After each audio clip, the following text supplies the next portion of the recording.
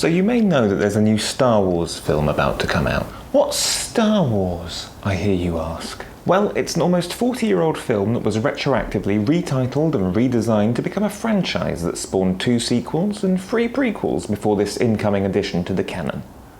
It also generates huge amounts of cash, primarily in the form of merchandising. Indeed, from a purely business point of view, George Lucas, the creator of Star Wars, was extremely prescient and lucky when he maintained control of the merchandising from a studio that thought this was going to be a here today, gone tomorrow sort of sci-fi film. Anyway, in the run-up to the film's release, there's been some degree of restraint in regards to the trailers released for these films, and they've managed to showcase both what can be great and what can be infuriating to me about editing in modern cinema marketing. A film's trailer is perhaps the keystone in a cinema release marketing campaign, and it has one purpose, and that's to get you to turn up on opening weekend, hand over your money, sit in your seat, nom your popcorn, and sit quiet for a couple of hours. Some films decided the best way to do this is to condense the entire movie into a 2-minute version of itself that spoils practically every surprise that the film might have up its sleeve. Most infamously this year, the trailer for the totally unnecessary sequel Terminator Genisys managed to give away multiple twists and turns that viewers might have perhaps been excited by if they hadn't already expected to see them coming. As it is, these reveals just angered the fans and distracted from the film's actual selling points, Arnold Schwarzenegger returning to one of his most famous roles.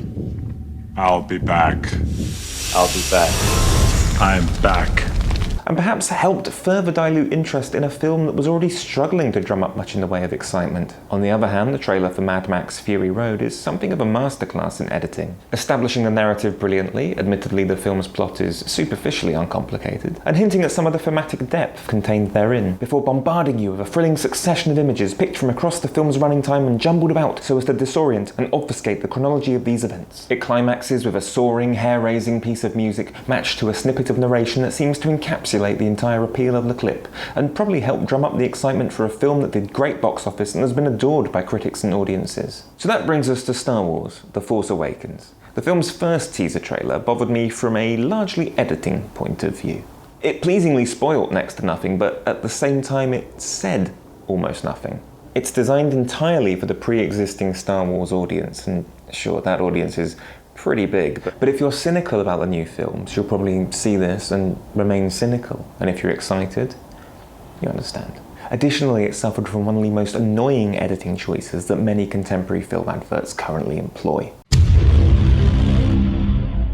The use of blank screens to punctuate music and create drama. In fact, during the 90-second teaser trailer, we watched 27 seconds of blank screen, and not to mention 5 seconds for the certification card at the beginning and 16 seconds for the titles at the end, meaning this much heralded first look at the film only actually amounted to 42 seconds of genuine footage. Perhaps I'm griping too much. Trust me, this isn't my greatest ongoing concern. Nevertheless, the overuse of blank screen in editing seems to be employed to create a sense of spectacle where perhaps the footage, as Mad Max Fury Road shows, might be more than capable of doing the job by itself. So recently we got the final trailer for the film, and pleasingly it largely abandoned the blank screen issue I had with the teaser. However, for a viewer who perhaps, and I know this might be hard to believe, doesn't know what Star Wars is, this trailer hardly tells them what Star Wars is or why they should go and see it.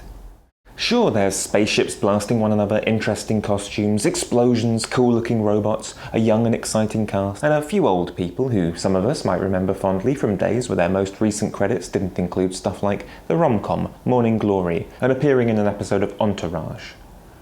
For shame. But what does this advert tell us about Star Wars if we're to imagine that we know nothing about Star Wars? Now, I'm not really in any place to criticise the marketing campaign for Star Wars, and I'm pretty certain they'll still do good business on opening weekend, despite my gripes.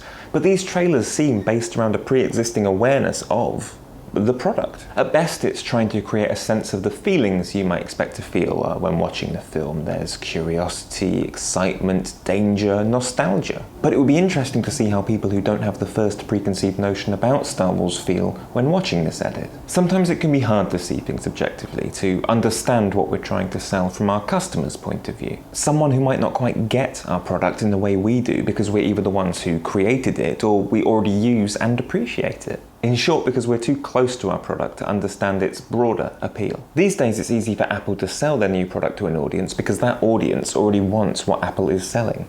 How do you get to that level of awareness? Well, for Apple, they went to Hollywood. They hired the director of Alien and Blade Runner, Ridley Scott. And in 1984, they made a trailer inspired by 1984 with all the production value of a blockbuster movie. It's an advert that won awards and still gets picked out as a watershed moment in advertising. Obviously, not everyone can afford such grand visions or Ridley Scott, but it's the concept of finding someone who can understand your business from an objective perspective, and then they can collaborate with you on developing the most appropriate marketing solution that will work for you. Here at Cousins, for example, we begin by getting a deep understanding of your strategy, perhaps even working on creating it together, followed by coming to a decision about what it is you need to say. Finally, we figure out the most appropriate way to say it, whether that's a project, campaign, or full-blown Hollywood spectacular, budget permitting. We work with our clients to create collateral and videos that clearly reflect their mission statement, selling points, and values. And maybe, eventually, perhaps, help to build a brand that, like Apple, like Star Wars, already has an inbuilt audience and expectation. Now when Apple launch a new product, it's a global event, a media story, something that excites everyone. Kinda like Star Wars.